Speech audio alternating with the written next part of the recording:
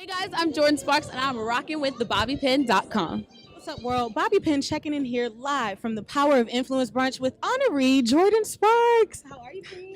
I'm good. How are you? Good. It's a pleasure to be here with you. Thank you. We've been watching you since you were 17. You won the 6th season of American Idol. What has been your biggest accomplishment so far in your career?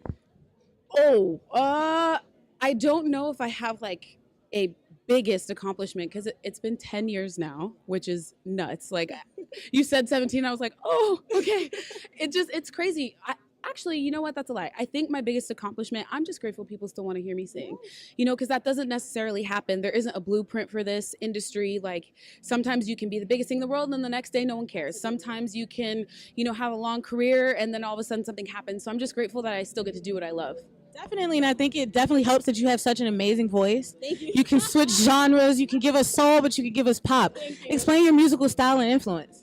Actually, it's interesting because I can't name one genre that I love, which with labels, it's so frustrating because they're like, well, who are you? And I'm like, listen, I grew up listening to everything. I listen everything from Nat King Cole, Jimmy Mathis, Etta James, Patsy Cline, and then I listened to Aerosmith and Journey and Bon Jovi and Pat Benatar and Heart, and then I listened to Whitney, Mariah, Celine Dion, Christina Aguilera.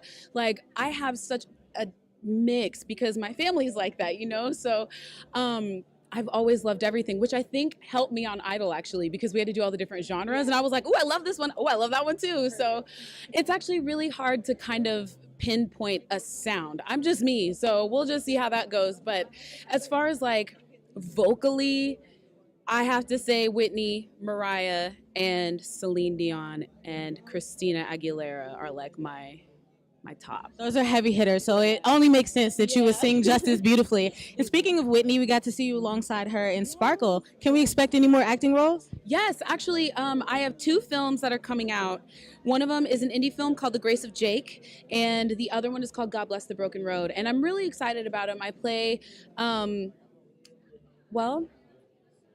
I gotta hold on. I'm trying to figure out because it's been a minute. I'm like, wait, I'm gonna mix up the stories. Well, anyway, you can look them up, and it's just really fun. I got to be with a great group of people and a great casts actually, and I love being able to do that. So hopefully, that is definitely a muscle that I have to, work on and flex and get a little bit more tone. But I love doing it. It's so much fun to be able to dive into somebody else's life for a second. Definitely. Speaking of flexing, I know we have a really large women's audience. And at a young age, you went through some body shaming. And I've watched you transform, and I think you're gorgeous. And you were always gorgeous, but you're gorgeous now. What encouragement would you give anyone who's kind of going through maybe some self-esteem issues? I want to be careful how I word it because it's a sensitive subject, especially for a lot of women. There are guys out there too, and young boys and young men that deal with the same thing. I guess I would encourage you, if you are frustrated with how something is, you have the power to change it. You don't have to stay there. Sometimes we get so stuck in what we tell ourselves and what we feel people are saying to us that we feel like we can never change. And that's a lie. That's a lie that you're telling yourself. You have the power to change it. You don't like something, go change it. You don't like the relationship you're in, leave. I know sometimes there's different, there's different aspects to each one and everybody's got their own journey they have to take, but mentally you just have to tell yourself that you can do it. And I know it sounds super cliche, but it's true. You can. I had the biggest wake-up call of my life at 21. I had walking pneumonia, which is, your lungs fill up and you basically drown from the inside out. And one of them was 3/4 away full, the other one was halfway full, and I was like, I'm about to turn 21. I should be in the prime of my life right now. And it was that moment I was like, no more. Not doing this anymore. And that was 7 years ago. And I've been on a fitness journey ever since. So I just want to encourage you guys, you can do this and you're beautiful. Please, please, please don't believe the lies that some of the world and stuff that twists are telling you, because it's not true. It is not true. Oh, I love her so much, everybody. Jordan Sparks. Before I let you go, where can everybody keep up with you on social media? You can keep up with me. Well, everything is just at Jordan Sparks. Let me just make sure I'm right, except for Snapchat. Snapchat is JSpeezy22. Hip hop. Somebody stole my name, so I had to use a different one, but I like it. It's okay. But you can follow me, Jordan Sparks, Facebook, Instagram, Twitter. I run all my pages, so holler. Yes, connect. Jordan Sparks, everybody, right here for thebobbypin.com. Thank you. Can I get one more thing? I'm so sorry. Yeah. Can we talk about Super Bowl. Of course. I'm like, that's why we're here, right? No, you're totally fine. So it's really cool because for the past 10 years, speaking of, it being a long time, Super Bowl 42 was in my hometown in Arizona, and I got to sing the anthem at the Super Bowl. It was absolutely insane. My dad played football while I was growing up, so I love the game, so I love to come to the game anyway.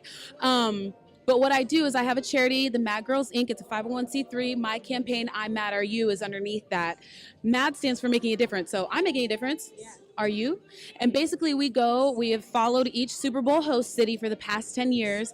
And we come in a little bit early and try and make an impact and influence the community and just make a difference in whichever city that the Super Bowl is in.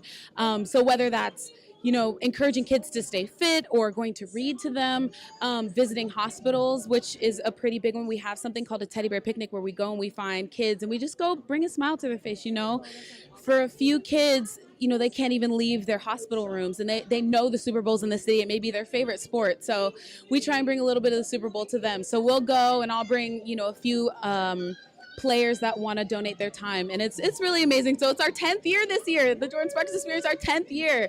I'm still going. I'm gonna be 40 still doing this. Still. It's an amazing cause. That is so awesome. Thank you. I appreciate it. Thank you. Thank you for giving back to the community. That's all we can do.